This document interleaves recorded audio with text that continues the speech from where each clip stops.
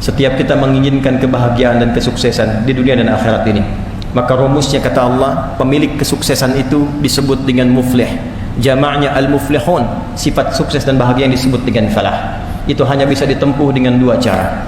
Dua ini mengerucut pada satu amalan disebut dengan takwa. Maka cara takwa yang pertama adalah tingkatkan kedekatan kita kepada Allah Subhanahu wa ta'ala. Jangan sampai aktivitas dunia kita yang padat melupakan kita untuk mencari bekal akhirat untuk pulang. Ingat salat kita, ingat Quran kita, ingat doa kita, ingat zikir kita. Semua jenis amal soleh yang kita kerjakan dalam bentuk ibadah itu di Al-Quran disebut dengan zikir namanya. Salat disebut zikir. Quran surah ke-20 ayat ke-14, wa aqimis salata lidzikri. Quran disebut dengan zikir.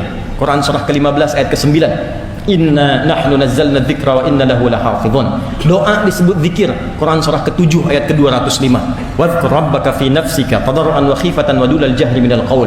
Bahkan semua amalan kita jika diniatkan karena Allah disebut dengan zikir. Setiap Jumat kita diminta merenung sudah sebanyak apa zikir kita kepada Allah persiapan untuk pulang. Ya ayyuhalladzina amanu idza nudiya lis-salati min yaumil jumu'ati fas'au ila dzikrillah. Ingat akhirat, ingat akhirat, ingat akhirat. Anda yang rajin sholat, istri Anda bagaimana? Anak Anda bagaimana? Ku anfusakum wa ahlikum nar. Jaga ya akhi. Sisi yang bersamaan, tidak mungkin kemudian akhirat bisa diraih kecuali dengan amalan baik saat di dunia. Maka ada segmen takwa yang kedua, yaitu segmen al-bu'dul insani. Habdu minal makhluqat, habdu minan nas. Jangan sampai saat datang Jumat ini sholatnya bagus, puasanya rajin, baca Qurannya bagus, tapi dengan orang tua hubungan tidak baik, dengan tetangga tidak baik, masih ada celaan, masih suka merendahkan orang, masih merasa yang paling hebat. Maka takwa pada segmen yang kedua ini bahkan diperjelas oleh Nabi sallallahu alaihi wasallam, dirangkum oleh hadis Muslim dari Abu Hurairah radhiyallahu taala anhu.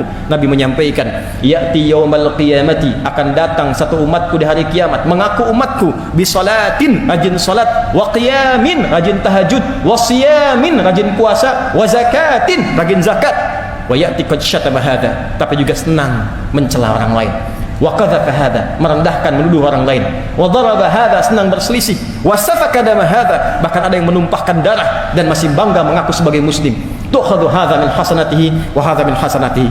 Kalau ada orang salat tapi menyakiti orang lain, menyakiti suaminya, menyakiti istrinya, menyakiti ibunya, menyakiti ayahnya, menyakiti anaknya, menyakiti tetangganya, diambil pahala salatnya diberikan pada yang disakiti itu.